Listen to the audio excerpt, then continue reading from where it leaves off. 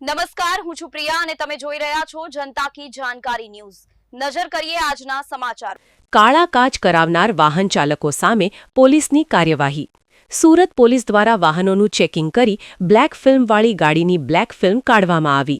Zone 7 police દ્વારા ભાઠા ભાટપોર ચોકડી અને ભેસ્તાન ચોકડી પાસે વાહન ચેકિંગની તપાસ હાથ ધરાઈ।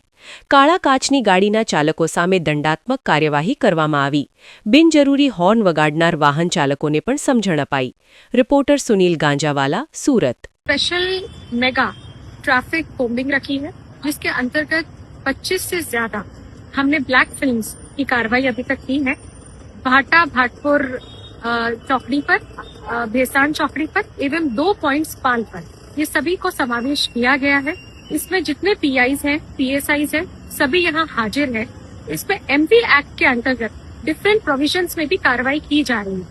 इसके अलावा नो हॉकिंग जो है उसके भी ड्राइव रखी गई है, जिसमें सिटीजन्स को अवगत किया जा रहा है कि बिना किसी बात के हॉकिंग ना की जाए। इससे नॉइज पोल्यूशन हमारा बढ़ता है।